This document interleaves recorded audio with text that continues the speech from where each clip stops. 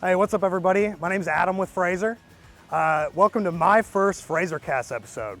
So this is really cool for me because one, it's my first episode and I'm excited to do this, but two, we built units for the District of Columbia Fire and EMS department. So big department, recognizable name. We were honored to have the opportunity and I'm excited to show you this unit. So to start with, they built on a International 4300 Durastar chassis.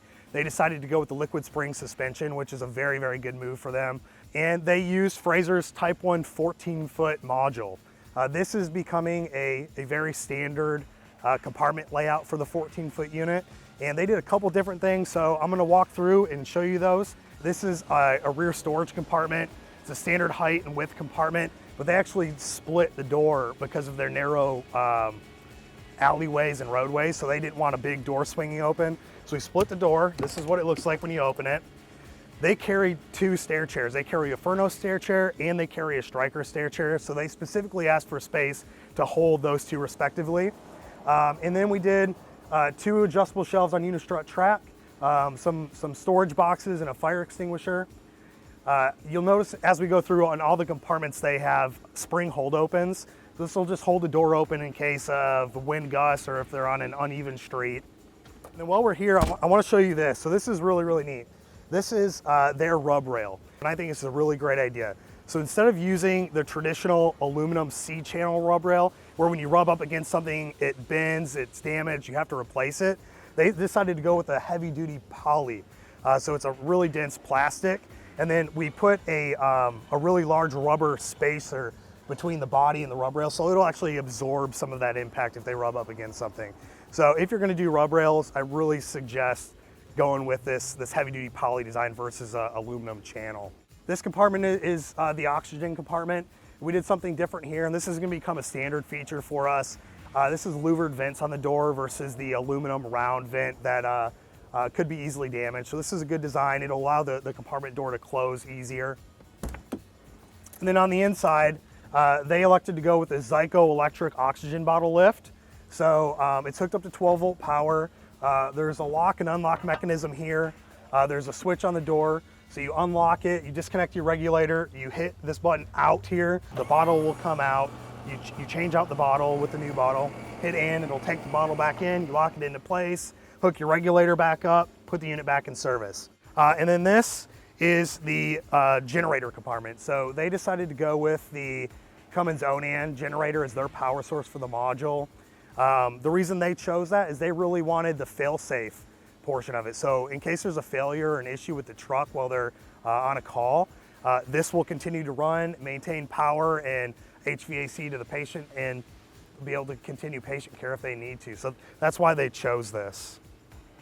So this is our standard rear backboard compartment, size, location, but they actually requested that we do this full width shelf in here. So they still carry boards, they still carry a scoop stretcher. This is going to separate those two. So above the shelf, you can put your scoop stretcher in. Below the shelf, you can put your boards. And it just makes it easier taking things in and out. So that's a very good move. And it's becoming, again, a more requested option. Above the door, so that's a Whelen M9 V Series light. So it's a combination emergency light and load light or scene light. So when the lights are flashing, when the emergency lights are on, the red portion of it would flash. When you open the door, the actual scene light portion or the white light portion would turn on and you have ground lighting and scene lighting. And you'll notice here on the entry door and also on the side door, they use the same light. This is just the M4, so a smaller version, but same thing, it'll shine light down onto the ground.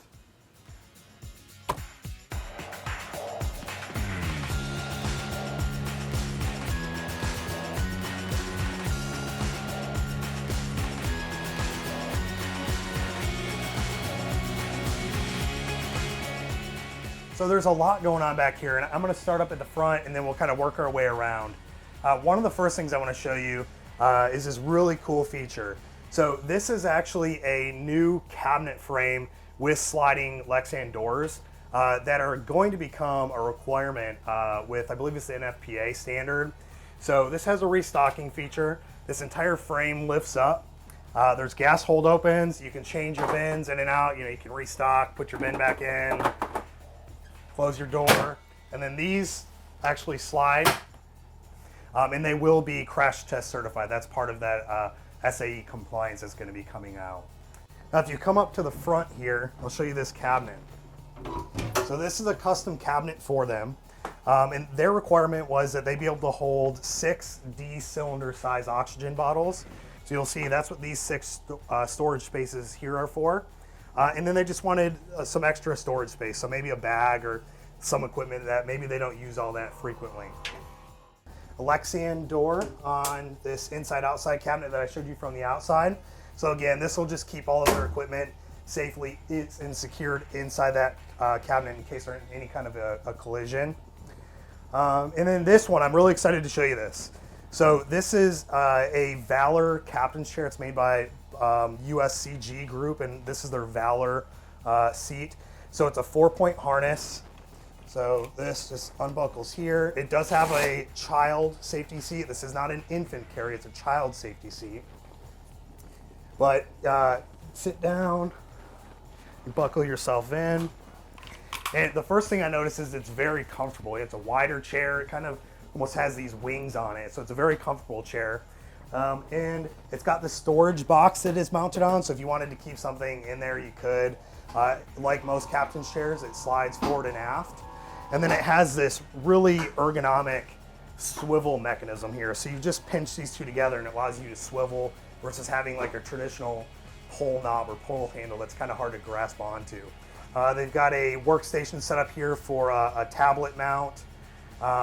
They've got 12 volt and 120 volt power, an electric oxygen system that's going to be hooked up to their main bottle that we showed you outside. There's a switch panel here, relatively few panels. They also have some USB charging. Continuing to move around this way. So there's storage underneath this chair here. It's latched so it'll stay closed. And then they did 6-point harnesses at the seating position. So this is one seating position here. The cushions are held on with magnets. You see there's magnets here, there's magnets on the wall. So this makes it, one, really easy to clean, really easy to remove and clean periodically. They did safety yellow grab rails. So instead of doing the normal stainless steel, they did a powder coated yellow, and it's actually coated with an antimicrobial agent. So it's bright, it's visible, and it's got the antimicrobial properties to it. They did a double step well, and the second step, or the step closest to the ground, has a grip strut. And I'll show you this from the outside, but that's going to work really well for a cold weather climate or somebody that has a lot of mud and snow. You can get in, stomp your feet off.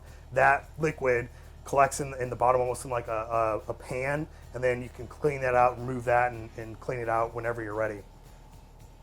Because they are Triple K compliant, they had to do a cot fastener that was compliant with that. They elected to go with the power load system. Really good move there. I think their crews and their medics are really, really going to like that. And we're excited for them to take delivery of it.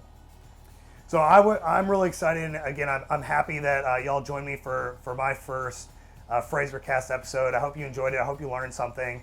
And to learn more, follow us on social media and visit our website at FrazerBuilt.com. Thank you.